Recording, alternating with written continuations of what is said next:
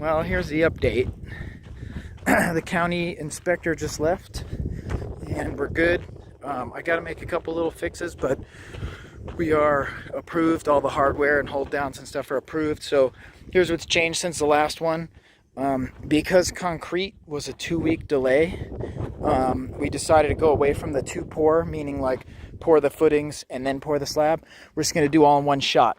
So what I did was we graded this all out perfect and then put in this vapor barrier. You can see obviously vapor barrier all the way through, and then did underneath the vapor barrier we did 1 inch of DG, vapor barrier, 3 inches of sand, and then obviously all this rebar.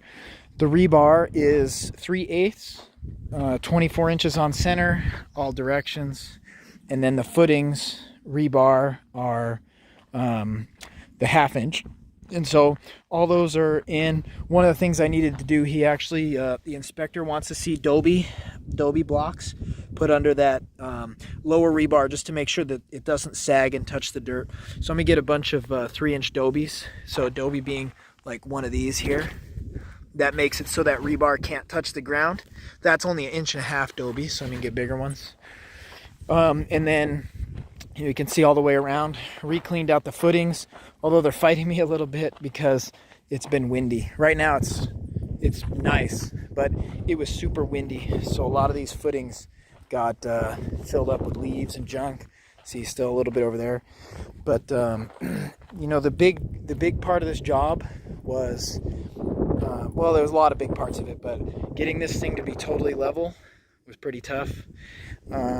Although we spent 1 day to drive the skid steer in, take the form down, drive the skid steer in, and backfill all the plumbing trenches, wet them down, and then track them. You know, run over them to get some compaction, and then bring in the 1 inch of DG, stage it, and then basically spread it by hand.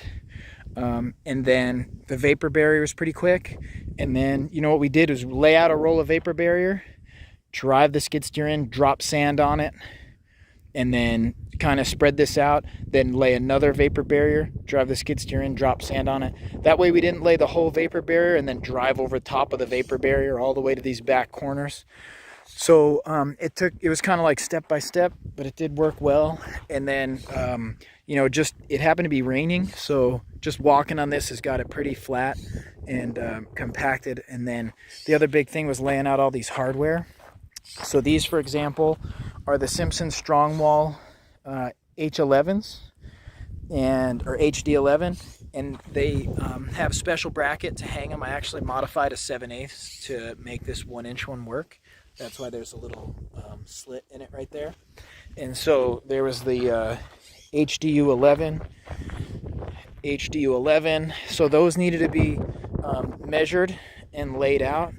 And then there's a whole bunch of HDU4s and 5s.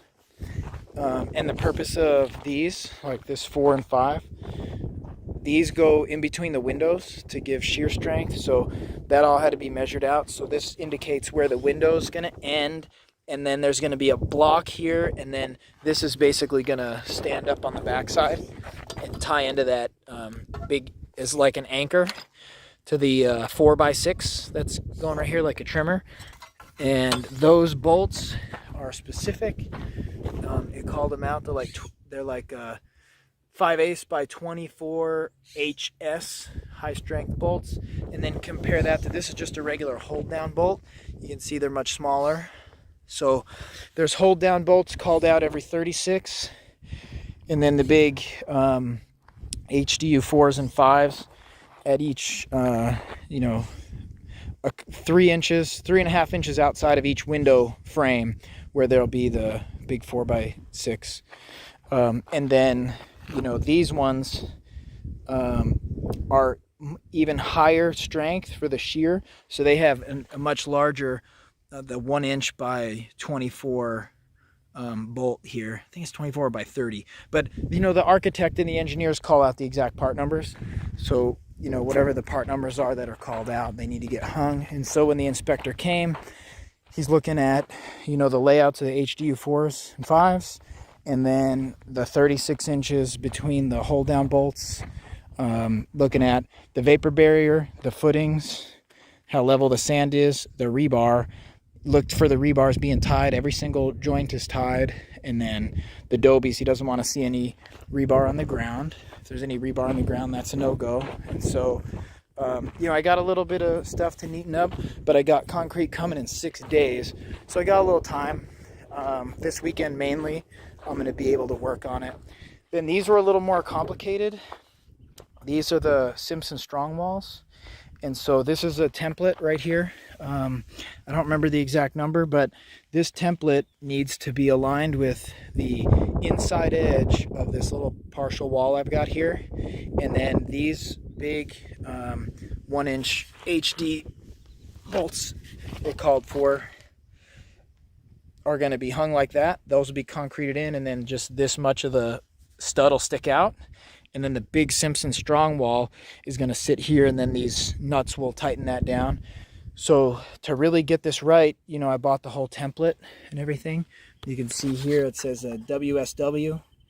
So it's a wood strong wall. And those HDU 4s and 5s are like those are a steel strong wall. So there's different types. I have the big wood strong walls here, like this. Right, there's another one. Same bolts hanging down. These are the high strength ones specifically. It says 1 inch by 1 inch bolt size, 24 inches long, HS for high strength. And so all those, and then additionally there's still some anchor bolts, but you notice there's no anchor bolts here because there's a garage door here.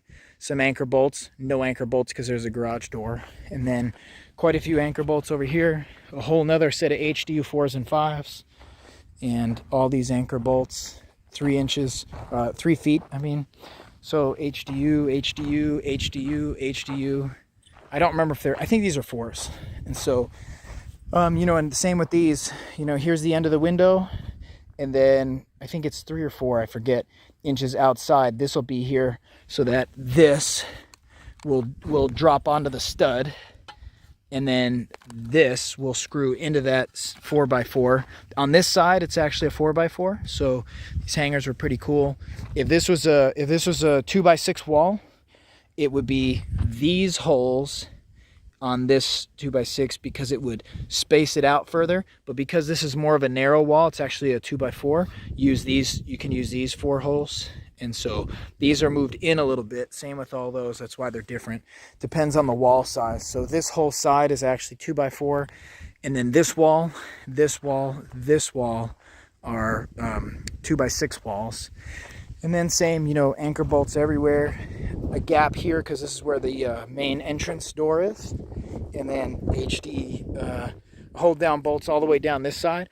But no actually HDUs, no hold downs here. So it's kind of unique how they, like I didn't need a whole lot of shear here, but I need shear down there. The main reason is these pier footings for the deck are gonna be the shear. And so if you notice, these have wood strong wall hangers on them because there's gonna be 12-inch Simpson strong walls here, 9 feet tall. One there, not here, one here, one here,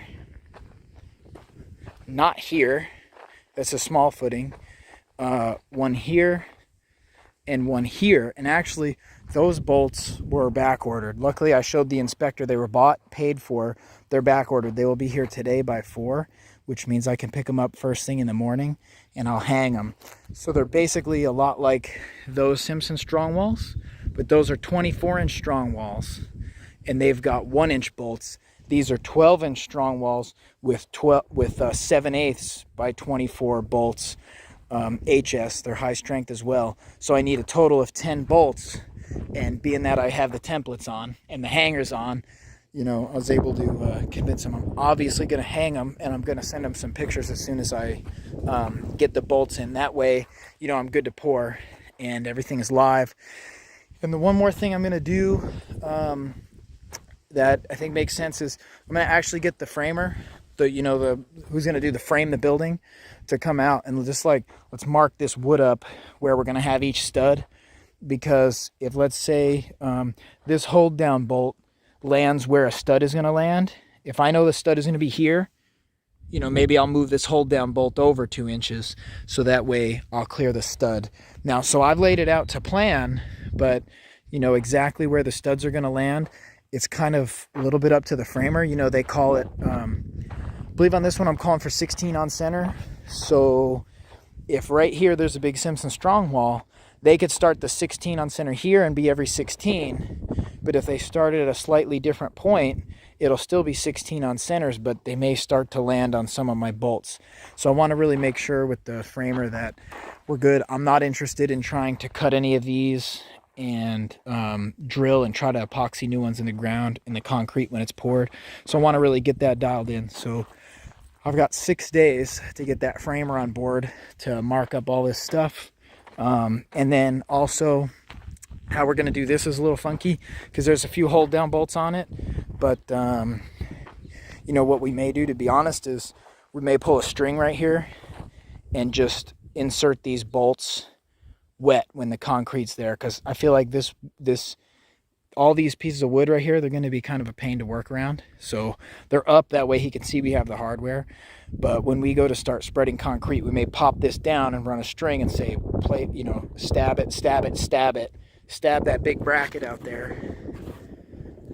So that's hung in place where it goes, and so are all those hold down bolts. But exactly how we do it is, it's partially up to the concrete finishers. So that's the basic. I mean, this has been a lot of work. Just me with one concrete guy. Well, we've been working on it for a while, but we did the lion's share of this what you see right here, like the Visqueen, aka the vapor barrier, the sand. I did all the rebar one day. He helped me line it up, mark it out 24s, and then he left, and I just started dropping them, and I tied every single joint, put all the dobies on in one day. Rebar in one day. Basically grading, leveling, sanding in one day, and all the rebar and hanging all the hardware bolts in one day. But when I say one day, I don't mean 8 hours. I mean like sun up to sun down. So I was at the store picking up the last of the hold down bolts this morning at 6, which means I had to leave to be there at 5:30, and I will stop working sometime after dark with a headlight on my head. So it is a lot of work, but it's good to be able to do it by myself. I should be probably at least 25 or 30 grand into this foundation. I'm gonna be under that for sure. And so there's the layout. We'll see next time I video. I'll probably be when concrete's coming, and I got this chopper or whatever. I can't even think of the name of the thing. To have the concrete finishers use. And so this is going to help power trowel help them kind of like get the top really smooth. And so we'll follow up.